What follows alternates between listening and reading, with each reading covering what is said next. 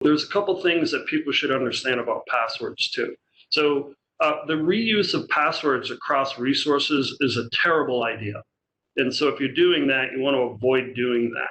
And the reason for that is because bad guys use techniques like credential stuffing, and they'll reuse once they've got your password, they'll try to reuse it on other resources that they know that you may be accessing. So you want to avoid doing that. And so the question there is, like, me personally, like I've been in the industry for a long time, and I'm old school, and the way that I manage this is a little bit different than maybe the general population. But just as an idea, like I look down in my locker, my GPG locker, for how many sites I've accessed over the last, whatever it is, 5 years, 6 years. And there's something, resources, we won't call them sites, we'll just call them resources. And there's something like 350 resources. And the reality of it is I can't remember 350 passwords across every one of those resources. So the techniques that companies can use, or that people can use individually too, even at your home, a really good technique for that is to use a password manager. And I won't endorse one specific password manager over another one. You can DuckDuckGo that and find out, which ones are popular.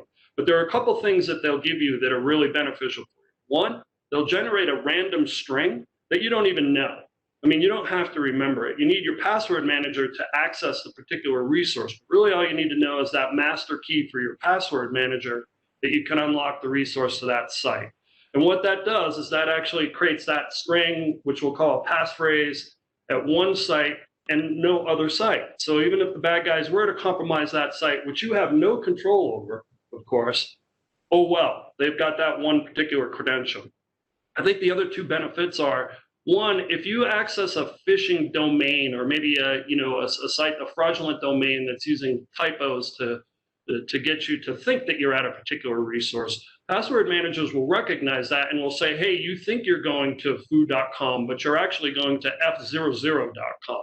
And that's, we don't recognize this. And so that helps. The other thing password managers do is they have a list of some of these bad guy sites. And so they'll help you with that.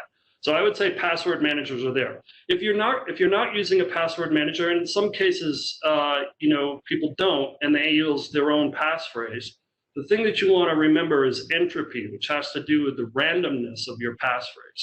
And so longer passphrases are much better in terms of their entropy. They have a higher entropy, which means that they're harder for bad guys to break. So the point is like, you want to have multi-factor authentication implemented, but passwords are still very important regardless. And so your companies may have policies for passphrases, which is great. You should have that. But when you leave your company, you still have all these other resources that you're accessing on the internet. And the one thing that you absolutely don't want to do is use the same, passphrases that you're using inside your company for these other resources. So anyway, I'm glad you brought up passwords themselves, Eric, and the importance of passwords, passphrases, password managers, because they're not going away.